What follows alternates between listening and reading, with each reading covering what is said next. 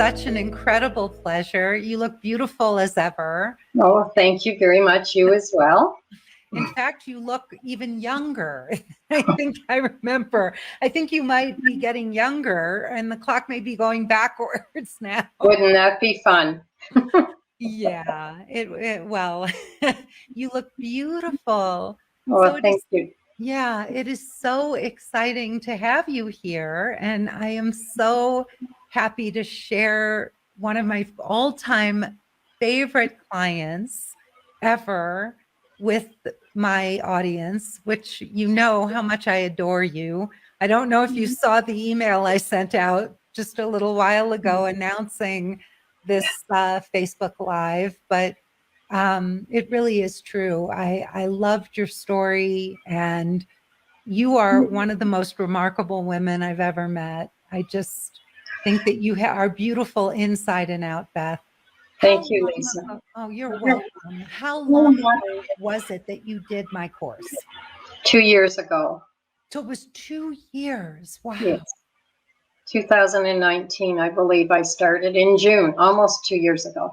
Almost 2 years. That's amazing. So Beth, let's just roll back the hands of time. Go for it. Let's go back 2 years to when you found me. How did you find me? A friend of mine who is a counselor had seen your ad come through to her email in North Carolina. And she and I have been friends for several years. And she said, "Beth, I think this is just the course for you." And so I rang you, and wow, it was just the course for me. It's exactly what I needed at that time. Yeah. And Beth, I know you would have watched my presentation, right? You saw my 45-minute presentation. Yes. What was it that stood out to you? Like, what made you say, I want to talk to this woman. I really do think she can help me. Well, before I talked to you, I could see that you had a what to me was a well laid out program that took you right back to the beginning, right back to your childhood days, and then took you up through adulthood and into looking at your adult relationships. And that was something that I had never done. And so when I talked with you, I was kind of nervous. I thought, ay, what am I doing? And then I said, it's now or never, Beth. Jump off the cliff with Lisa. We're going flying. This is why I love this woman. She has, I don't know too many people who are as eloquent and who are as colorful. Oh dear. In the way that they speak as you are. You're amazing. And thank you. You flew off the cliff and you decided to do this. Well, it was pretty scary. That's why I say, I had to jump off the cliff with you, and I didn't have a parachute at the time. I mean, the parachute became very obvious, but it was truly a leap of faith. But I knew at my age and stage in life, if I didn't do something very dramatic, that I was going to go to my grave wondering what would it have been like to have been with a man that you loved and he loved you. Wow. And I hadn't known that. So, and Beth, what was your age at the time? I was 77 at the time, 2 years ago. You were 77 years old, and you decided that you were worth it, that you deserved this? Yes, and I think I just really wanted to know, what would it be like to be in a loving relationship with a man. I'd had 2 very significant relationships in marriages, and neither of those could continue. And I was sad about those kinds of losses. And you'd never really had like a truly loving, satisfying, heartfelt connection with a man. Is that true? Yes, it is very true. in my first, I've been married twice, and in my first marriage, I think I married somebody I thought my parents would approve of, and that was the wrong thing to do. Um, and eventually, I had to make the very terrible and painful decision after 13 and a half years of marriage to leave that marriage. And this was at a time when women didn't leave professional men, and everybody thought I was absolutely crazy. Wow. And did you have children then, Beth? Yes, I have two children, and at that time, my daughters were 9 and 7. Wow. Yeah. Wow. And that was how many years ago? Oh my, 52 minus 9, 43 years ago. First one. 43 years ago. Mm-hmm. And were many women getting divorced back then? Were you one of the few? Well, One of the first? yes, I felt like a pariah. I lived in a southwestern Ontario community, and these things didn't happen that much at that time. And even in my own family, my own father just was horrified. My mother was supportive, and Dad finally did come around. Wow. So that was really courageous for you to leave that marriage. Yes. Because you weren't happy and you couldn't stay in it. And then you had a second marriage. Then I was on my own with my children for 11 years, and then I met and married another man who was a very, very lovely man. And regrettably, he became very, very ill with both depression and severe alcoholism. Mm. Yeah. Yeah. And so we were together for 12 years. Mm. And he eventually made the decision to leave. I said, I'm never leaving again. I don't want to be punished forever by society and my family. So this is it. Wow. So, anyway, so he graciously did leave of his own accord. And that turned out to be the best thing. As my father was wont to say, Beth, you would have had to put him out if he hadn't left on his own. Yeah. Yeah. And he would have taken you down with them. Yes. Mm-hmm. And so how old were you, Beth, when that marriage ended? I was 60. So you were 60 years old. Mm-hmm. And you were out on your own again. Yes. And I think, had you had another relationship end quite close to when? Yes, I right? had. Yes, Yeah. I had been in a relationship for 2 years, and the person I was with was not a person I could stay with, and I was again settling, I think. And so I ended that. And so when I met you, I was what I would call a mess. A mess. Yes. I was in serious need of help, trust me. Yeah. And why? Can you share with everybody, Beth? Because most of us have been there. Well, I blame myself for what happened. I did the ending of the relationship. At that time, I was still taking many things personally, and so that was huge for me to learn not to take things personally and to not make assumptions. And through help with Victoria Allen, I was able to accept the fact that, yes, I'd been married twice, but that didn't mean I couldn't find love truly in another time. And so that was hugely important to me to know that. That's amazing. And Beth, you so you were 77 years old and you just ended this relationship, I think 6 months before, correct? Yes, that's correct. Yeah. And your friend turned you on to me and you jumped in. And tell everybody, because this is not jumping into the shallow end. This course is jumping into the deep end. I truly found it a very amazing course. There is no course quite like it out there.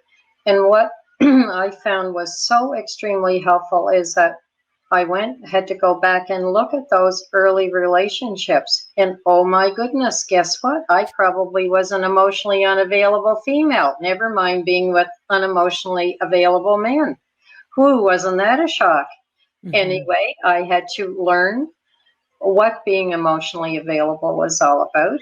Back in the Middle Ages, when I was a teenager, we didn't talk about things like that. Those words hadn't even come into our language. Right. And so there were many, many things that I didn't know very much about. So I was on a very steep learning curve. Mhm. And when I read the book Attached, oh my goodness, that was a very emotional week. I'm sure my book has many tear stain marks on the pages as I read this and thought, oh my goodness, is this what this has been all about? So it was that third week, I believe it is, was a watershed week for me, as it Mhm. is for many of us. Yeah. Yeah.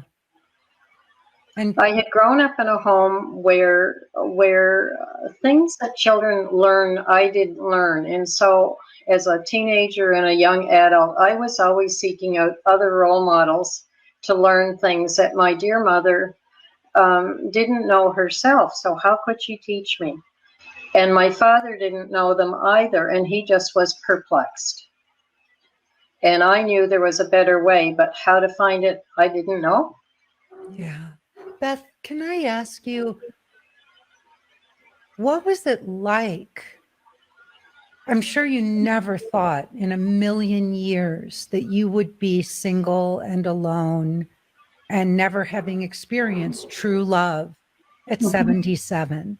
What was that like when you really get into your heart and you're being completely emotionally naked and honest? What was that like for you? Well, it was very devastating to have to admit to myself that I had never been there yet. And here I am at 77. What a slow learner. Where have you been all your life, Beth? And so it was with wonderful gratitude and enthusiasm and courage and a whole bunch of other things all rolled together that I embarked on traveling with you for 12 weeks or more. And then, of course, follow-up calls. But those were just probably the most important 12 weeks of my life Wow. because I had to learn many, many things in short order. I just got chills from head to toe. Mm, Chills yeah. with what you just said. And I know it's true. I know it's true.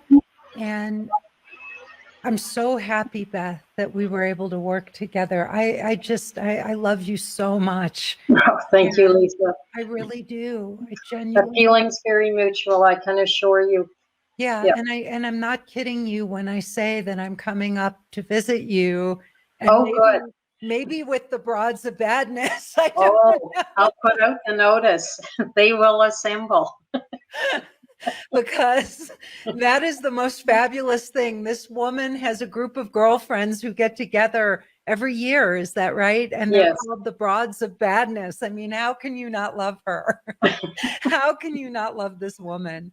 We've not been arrested yet, I'm proud to announce. But we have been the entertainment in a few places. I have to tell you something so funny. My mother-in-law in her late 80s, early 90s was a member of the Red Hats. Oh my goodness, Right? yes, And yes. they used to go and they would move. There would be a train once a year that they would go and moon the train. All of the little old women, all of these red hats would moon the train. Oh, that's wonderful. Yeah, I think of that. I think of you when I think of that. So Beth, this really was something that was, I don't know if the women here can really feel how deep and true your heart is, but one of the things that I remember in the course was that you shared some letters that you had written to the men, to each of the men who you had had these relationships with, forgiving them Yes, and letting go. yes. And what was to tell everybody a little bit about those letters, because they were extraordinary. They were very simply written.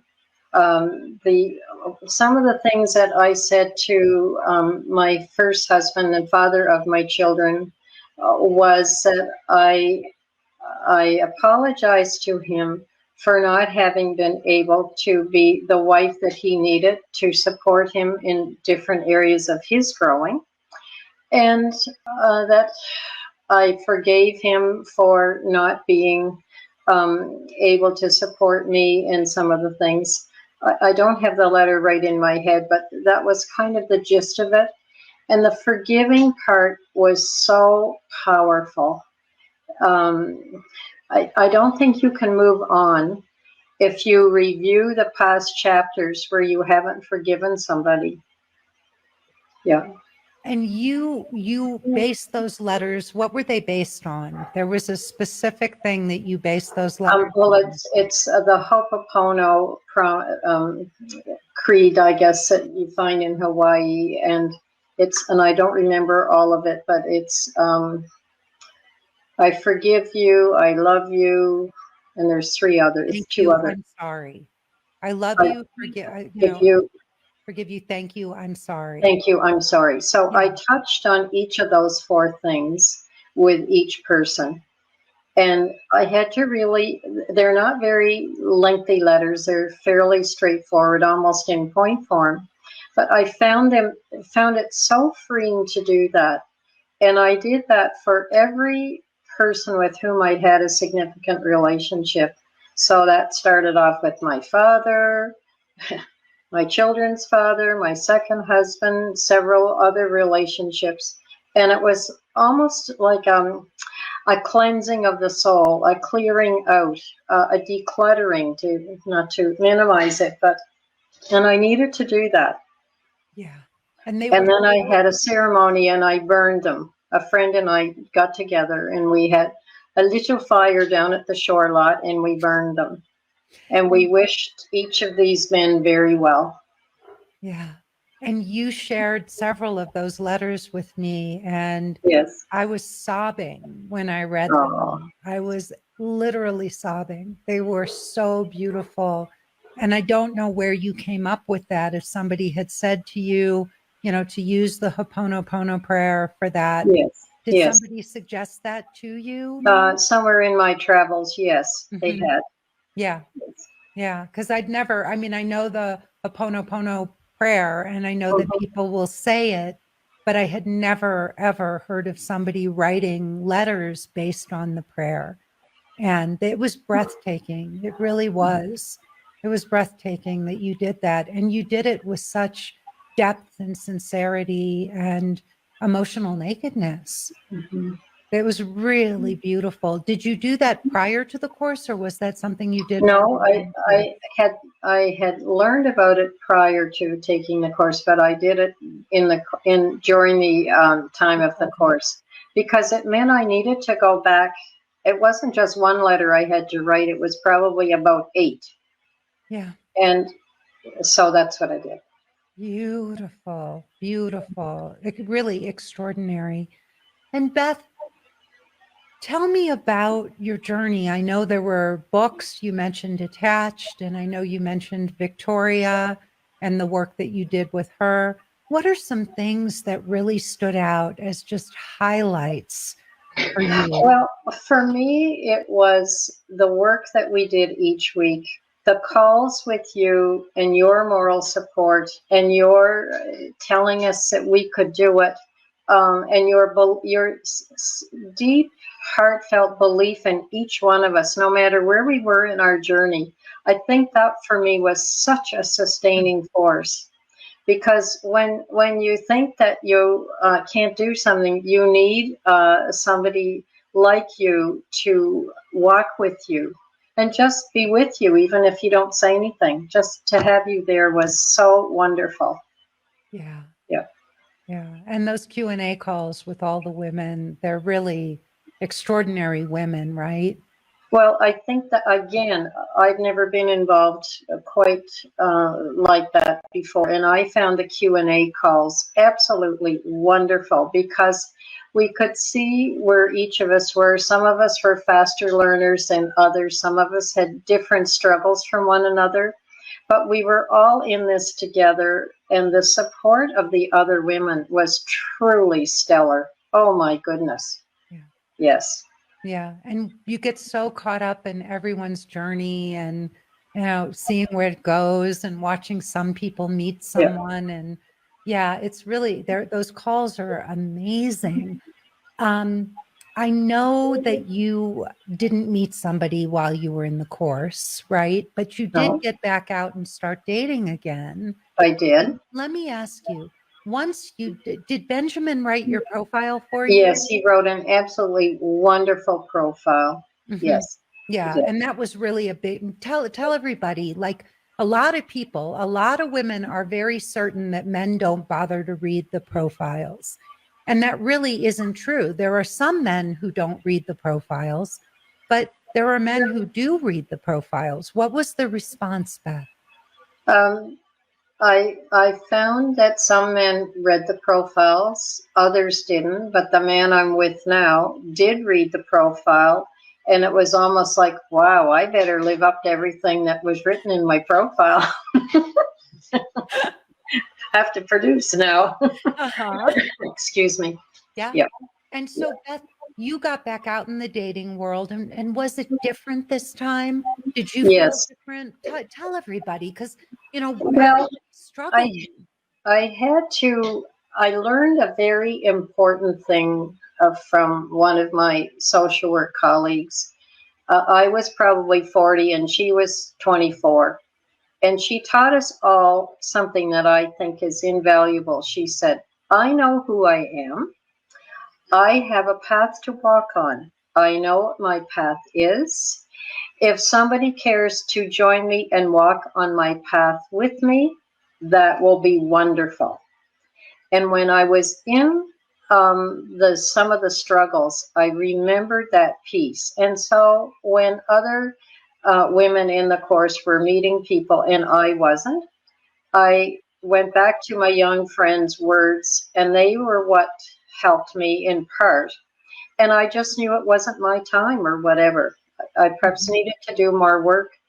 For me, I needed to work in becoming visible because I had lived in a horror house and I learned to, in order to survive, to be invisible. So Mhm. having to be visible, I mean, 2 years ago to come on a call like this, I would have said, Jesus Murphy, Lisa, are you kidding me? I can't do that. But, here we are.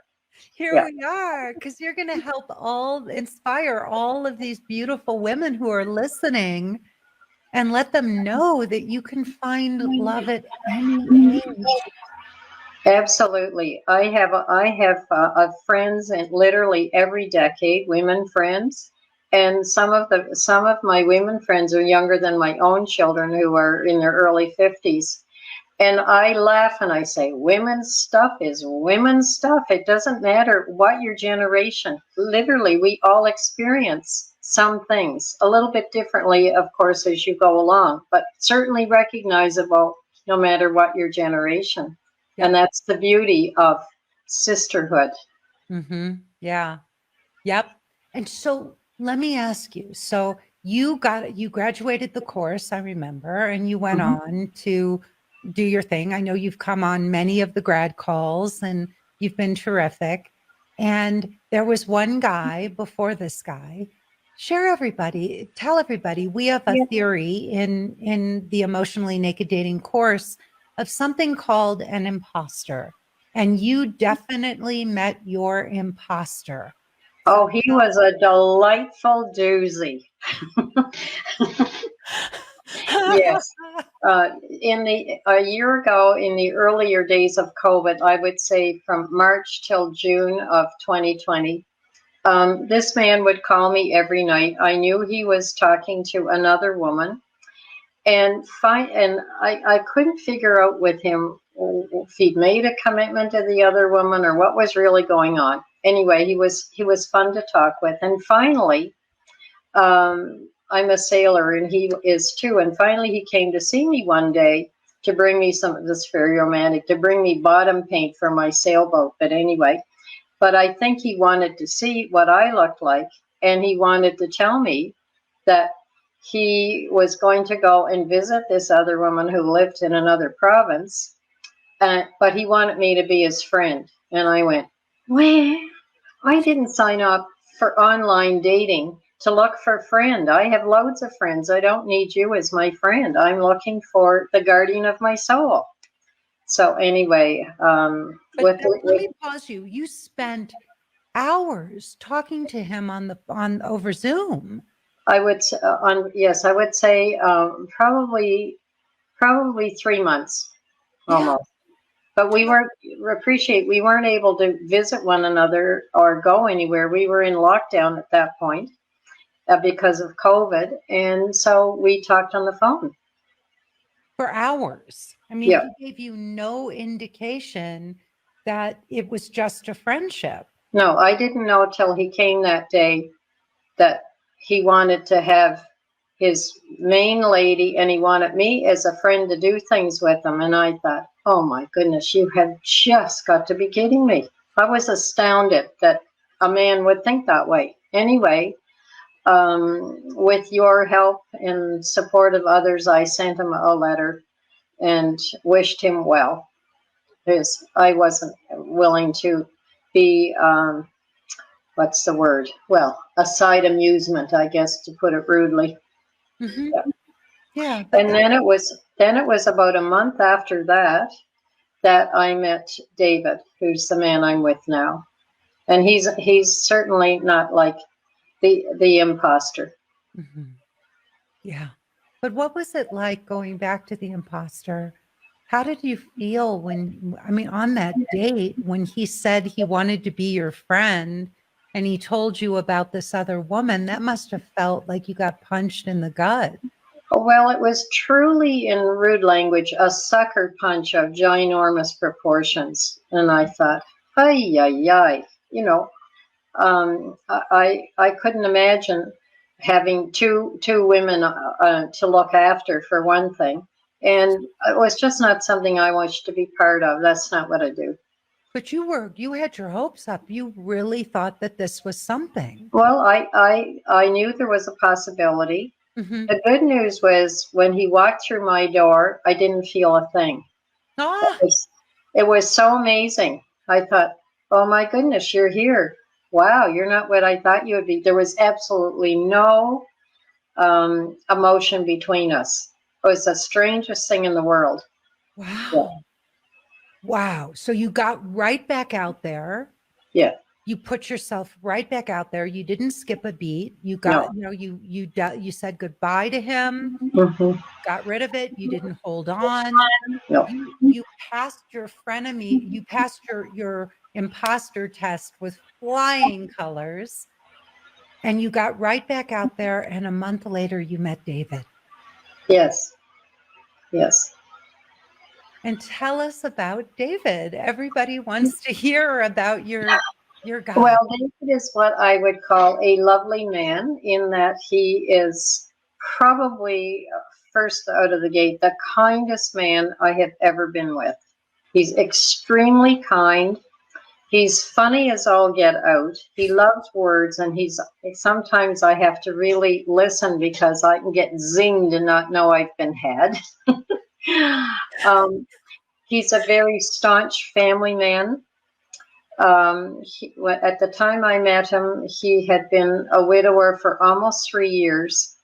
And he has a lovely little saying taped to the side of his fridge. And it says, you can't move on in a new chapter in your life if you spend all your time reviewing the past chapters.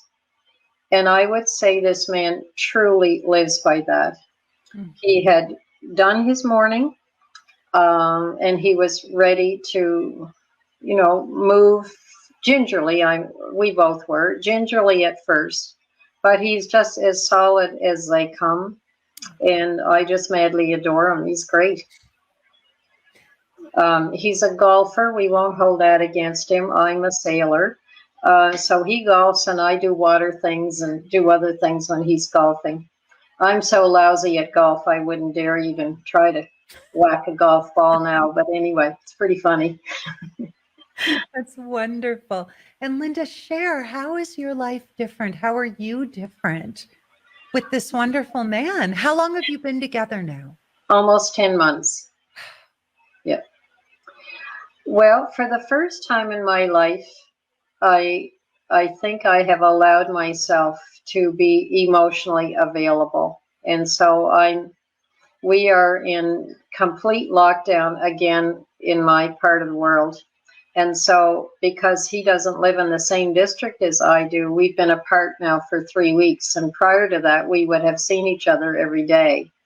So that's been a real struggle. How is having him in my life different? Well, he's a lovely companion. We have a lot of fun doing things together. Um, and I think we each help each other to grow. He's very interested in what it is I like to do, and I will always be learning something. And so he's very supportive of that. Um, he is extremely supportive of his family. He has a son and a daughter, and I've been very deeply, deeply touched by how kind he is to them and how lovely they are with him. And by extension, they're lovely with me. I've never been accepted by somebody's family in the way that I am by his family. Oh, You know, I used to, cringe because of mothers-in-law who were not exactly kind. oh, I don't understand being that unkind, but some people think that's how you should be. wow. Not me. Wow. And so they So just embrace you. They embrace you as one of the family. yes, and they Oh, welcomed me into the family fairly early on, I might add. And the son was having some difficulty because he was very attached to his mother. But no one can ever take his mother's place, and I think he understands that now, and is accepting of me as an important person in his father's life. Yeah. oh. And it sounds like they're happy for the father, for Yes. David. Yes. They love him and they want to see him happy. I mean, he lost his wife. Yes. She died of cancer, sadly. Oh, Yeah. yeah. But I'm so impressed by their caring of me. Again, as I said, I have never been used to that degree of caring, and so it's lovely. I'm so happy for you that you Yeah. have that, Beth. I'm so Yeah. happy. And what Well, about your kids? Are your kids accepting of him? Or are they They, growing up well, like my him? my children live in another province and Mhm. they're in lockdown as well. So we haven't been able to see one another. It will be 2 years likely before I will have seen my daughters in person. No, So yeah, yeah. no. No, the good thing is I see them on Zoom calls. One daughter is a manager, owns a yoga studio, and classes are all online. So I see them at yoga. That's how we see one another. But so they've not met David. No, Oh, what a shame. it is. What a shame. Well, I hope that they're as open-hearted and loving and open to him as his kids have been with you. Oh, one can only hope. I really hope so, Beth. And may I ask, I mean, I think people are curious and without getting where do Carol wants to know where you live, Beth. Oh, I live in Nova Scotia, Canada. Yeah, so they're still in lockdown. So I want to know, and without being, prying into your private life, but it sounds like this man, you're very much in love with him. Very much so. And I want to know something that anybody would wonder about affection and intimacy at 70, at 70, what, 8 or 9? I just turned 79 last week. Oh, Beth, happy birthday. Thank you. Yeah. Happy birthday. I think I wrote on your page. You I did. believe I did. Yeah. I don't think I would have missed that for anything to say happy birthday to you. But I'm sure people want to know about affection, intimacy, romance.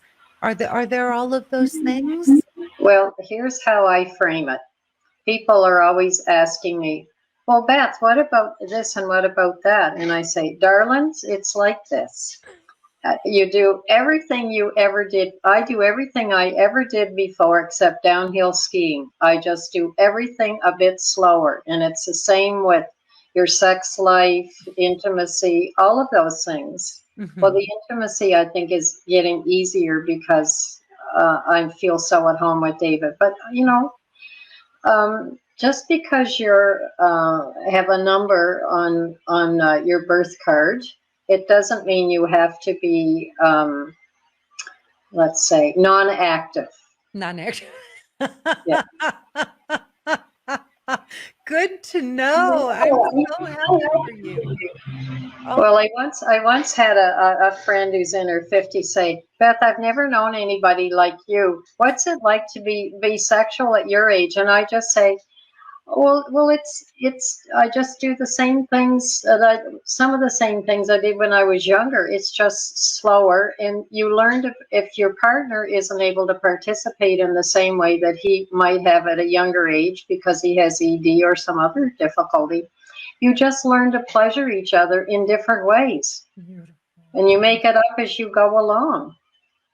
I am so happy that you're sharing that because you can have amazing intimacy Yes. as we get, as we get on in years. Mhm. There's no reason in the world, regardless of what nature is doing, that we cannot enjoy beautiful, intimate connection with a partner.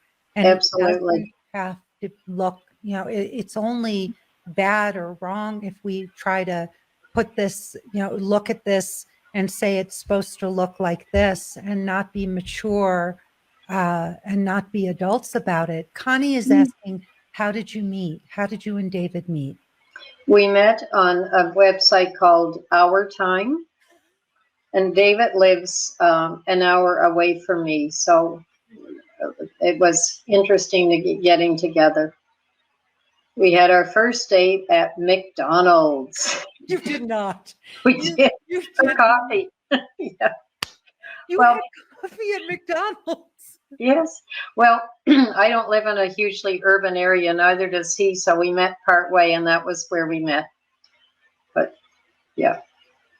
I love it. I love it. So your first date was at a McDonald's. I know, just laugh your heads off, folks. I love it too.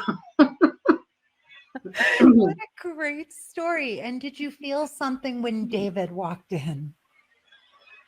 I was curious. I did not allow myself to feel a whole lot because I was just being very cautious. Mm-hmm.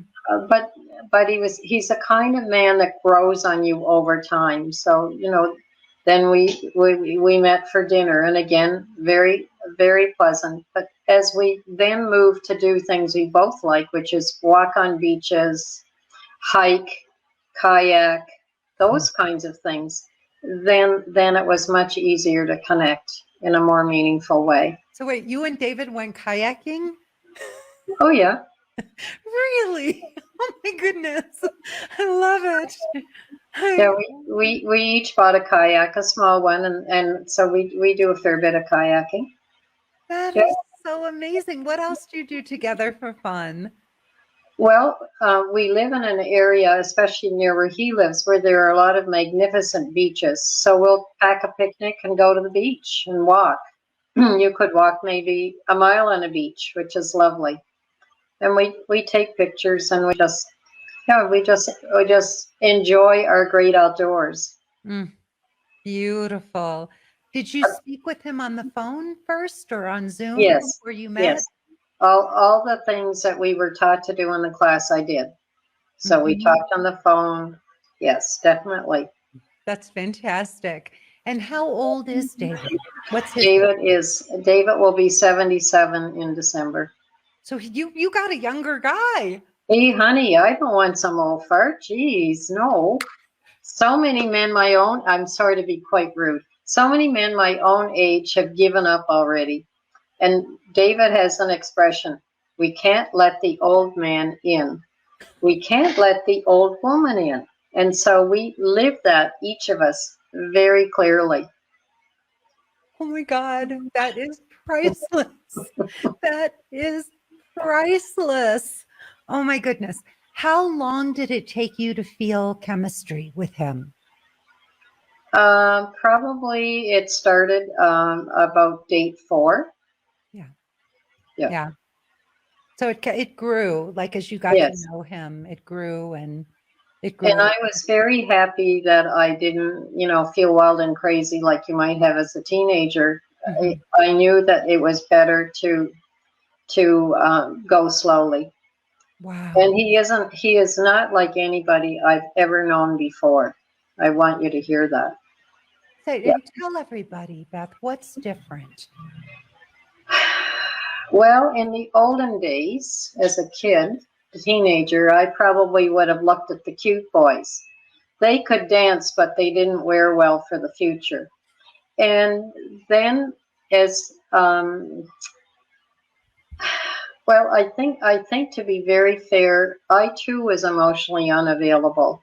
So I did not attract men who were necessarily emotionally available. Certainly, my first husband, a lovely, lovely man, but we were not a good match.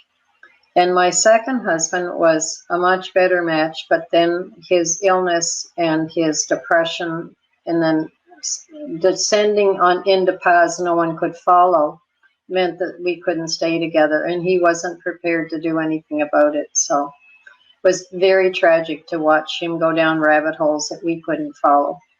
So that left me kind of feeling quite scared. So this time, I think with the help of the course, understanding my own attachment style, learning where I had been, learning where I needed to go, even more important, was what helped me then meet David and find in him a man who would be my soulmate. Yeah. I would not have chosen him as a younger woman. Why not? Oh, I'm embarrassed to say this. Probably his steadfastness and his normalcy would have seemed too unfamiliar to me. Boring. Yeah. And Boring. yet now it's what I know I must have. The flamboyant bad boy doesn't wear well. Yeah. And what we're longing for is really to have a real man, Yes. but we can't see them. The bad boys are boys. They're not men. No. And real men are steadfast. They show up, they're predictable, they're more predictable, they're more Oh, solid. absolutely. But They those do what they say they will do. They are there for you. All the wonderful things that you would hope for yeah. are found in men who are steadfast. Yeah. Beth, what would you say to all the women who are listening, who are looking for love? Like they're out there, they're you, right? Some of them are probably your age, some of them are younger. But what would you share with them? What wisdom from your journey? I would say if you are stuck on what I would call the hamster wheel of doing the same old thing over and over, you need to interrupt that. And for me, joining your course and working with you and with the other women in my course with you was absolutely invaluable. Some of us cannot do this on our own. I know I needed a huge amount of help. Oh my goodness. I just didn't know some things. And Beth, about like how much, like what's also extraordinary is how much you learned in 12 weeks. 12 Well, weeks. your course is so excellent in its path of showing you how to do things. First, what you need to look at by way of where you've been, what you need to look at by way of where you need to go, and what are the I think for me, it was I learned practical tools that I didn't learn anywhere else. and it's laid out for you. If you follow it, it's like a wonderful roadmap that takes you on a marvelous journey of learning. Yeah. Yeah, and you learn not just about men and love and dating, you learn about yourself. Well, I was just going to say that the changes that if you're honest with yourself, some of the changes that you need to make are quite stretching and life affirming and life changing.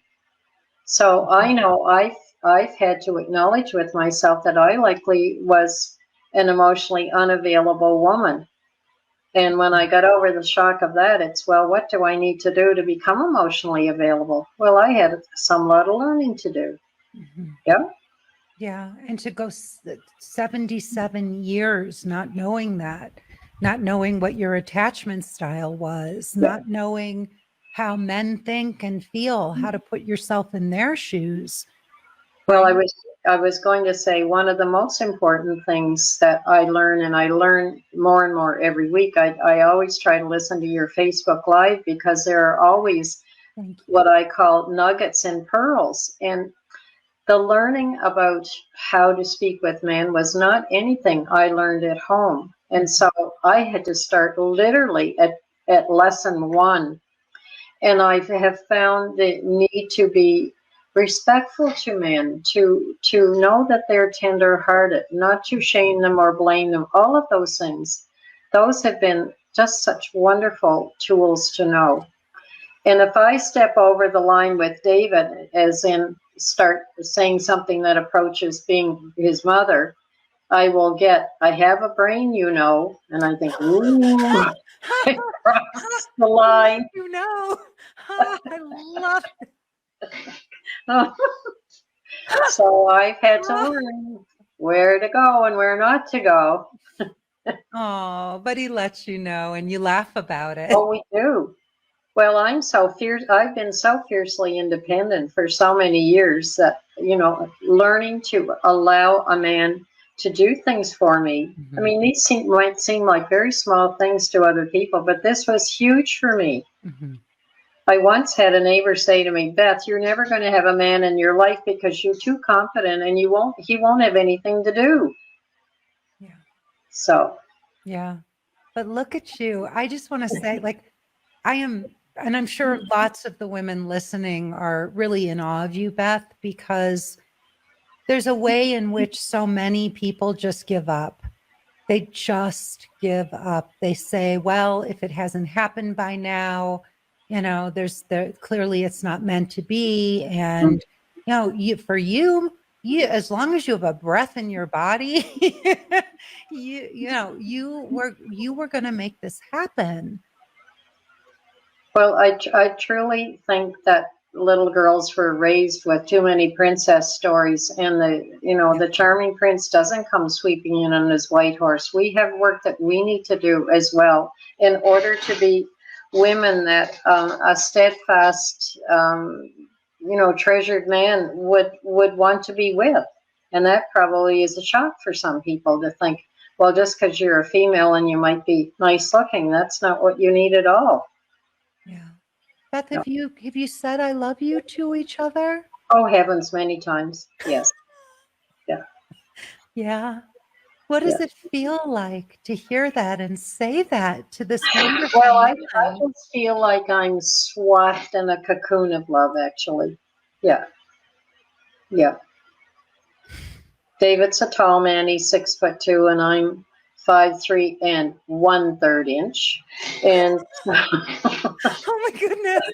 I didn't know that. Yeah, so he calls me his little cutie, which makes me laugh my head off. But anyway, that's what he says, and I find that funny as all get out. But anyway, and he's a very tall, straight in his stature man. So can't get him to dance though, but we're working on it. I wanted to share with you that you had mentioned that you love the Facebook Lives. Yes. And I'm sure you're on my email list, and you must know Benjamin and I have started a new Facebook Live, and it is every Sunday morning at 10 a.m. Mountain Time. So It's called Getting Inside the Right Male Mind. And we are probing Benjamin's mind for all these amazing gems because, as you know, this man has an incredible, incredible mind. He's so deep. So this is my new pet project, is this Facebook Live.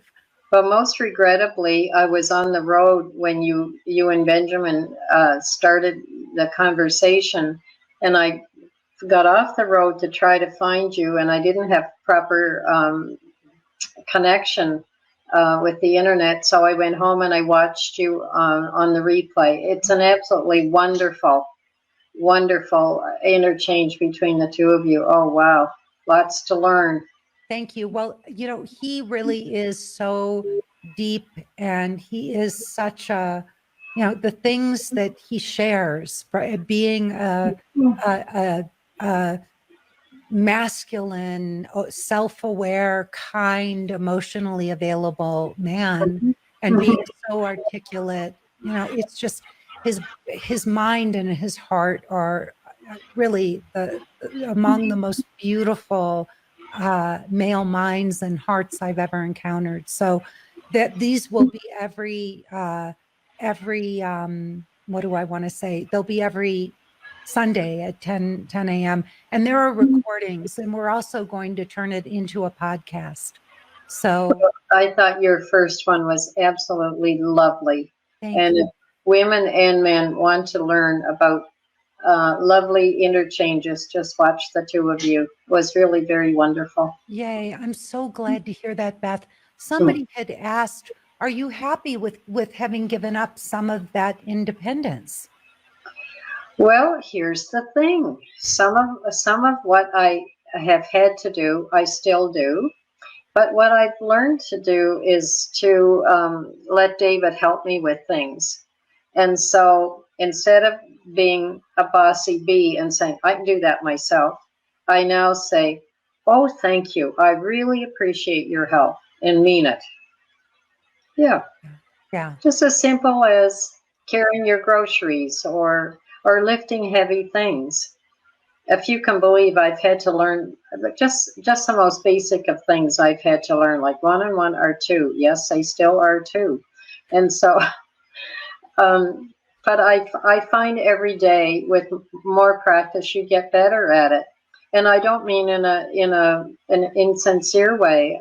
I am able to do things and allow him to do things. That's beautiful. Yeah. And it's what you've always wanted, really, right? So we work as a team, and that's really fun. Yeah. How so, Beth, when you say you work as a team? Oh, well, I have great fun. When he comes to my house, he's the sous chef. And he's a great sous chef. And I don't like all that choppy stuff. I probably want to get things done in a hurry, and he's just much better at it than I am. And so we create these beautiful dishes together, which is really fun. What else do we do? Well, we share ideas, and I find if I'm having a struggle with what do I say to somebody, I'll go over it with him, and he'll say, well, you might want to think about da da da da da da. And of course, our favorite expression is, would there be merit in saying da da da da da da? So that's been really fun. And like you with Benjamin, I find I really have to listen and make sure I've heard and acknowledge. Yeah. Do you look forward to traveling together once COVID is behind us? Will you travel? Well, I see that we will go exploring in places close to home. Mm-hmm. I'm a traveler. I've loved traveling by air, by ship. He served in the Navy for 12 years. He's not keen on either flying or going on a ship. So we'll have to figure that one out. Mm-hmm. But I'm happy just to go on road trips for a few days at a time and see how we do. I think we'll do famously because we enjoy each other's company. Yeah. Oh, that'll be so fun for the two of you. Yeah. To be able to go and it must be such a joy, Beth, especially at this stage of life to have a best friend and a playmate. And, you know, you're plus one right there, knowing that you finally got to cross meet my soulmate off your to-do list. Well, and I especially treasure each day because who knows when your health could turn on a spin of a dime and you wouldn't have the good health and fortune that you do today. So it's even another level of cherishing and being respectful and caring. Yeah. I have this theory of, you know, I talk about summers. How many summers Yes. do we have left? And Hmm. for me, summers equate to cherry seasons. I Okay. I love cherries. Oh, good. I love cherries. That's my favorite. Uh-huh. And cherry season is so short. You know, they come and go. One minute they have them at Whole Foods, and then one day, not very long after, Benjamin comes home and says there were no more cherries. And that's how I mark time, is by Yes. the beginning and end of cherry season. To me, you know, that tells me another season, another Yes. year until Yes. cherries again. And he just Uh, came home yesterday from Whole Foods with the first bag of cherries. Good. But Good. it makes me really stop and appreciate time, that we only have so much time, and Yeah. we have to Well, cherish it. and I would absolutely agree with that. We haven't seen each other for 3 weeks, and it feels like a very long time. And I suspect it may be another 3 weeks before we do. But we FaceTime every evening, and we text message through the day, and that's how we get by. Oh, Beth, I hope that this quarantine, for your sake, goes by very fast, and that the two of you are in each other's arms again. Well, I look forward to that day, I can assure you. I'm not liking being on my own. Oh, yeah. Well, now that you have it, Yeah. you want to enjoy every single second of it. And Beth, I just can't thank you enough for coming on this Facebook Live with me. I'm going to say again just how much I treasure you. You are Well, one in a billion, and there are very few Beth McGee's in this world. And I really want you to know how grateful I am that I found one. That I well, found and you. I'm very grateful to you, Lisa, because without your caring and your support and your wonderful guidance through your course, I would never be where I am today. And no, she didn't pay me to say this. I truly do mean Yeah. it. Yeah. Yeah. No, I'm so glad we found each other, and that you said yes when I offered to take you on as a client. And I just want to thank you for sharing your story, Beth, with everybody. And So please give my love to David and ask him. thank you. And mine to Benjamin. I will. And ask David. I know he's, you know, under the radar kind of guy, but would you please ask him if he would get on a Facebook on a Zoom call with Benjamin and me, just the four of us? Oh, that would be fun. Yeah, I hope he will. He's sort of a shy guy in I this business of doing Zoom. I think he scratches his head with a piece of glass, but we'll get through that. Will you ask him if he would just get on with Yeah, Benjamin and me, the four of us, yeah, completely private, no recording, nothing. yes. I But will do that. that we could have a double date. That would be wonderful. We would love it. Yes, and I would as well. Yeah. Beth, I love you. And I I know love you too, Lisa, and I hope what I've had to say will be of some help to the folks who've been on the call. Well, I know a lot of women came on and stayed on through the whole thing. They didn't want to miss a second of it because I've been watching. So I Oh, very good. know that many, many women stayed all the way to the end. And I know that they stayed because, you know, we all have short attention spans, but not when they hear a story like yours. Well, thank you all. Yeah. Blessings to all. Thank you, everybody who tuned in. Please come back and join us again. I see so many of my beautiful clients who have been on today, and so many regulars. And it really is an honor to be able to share Beth and her story with all of you. Please come back and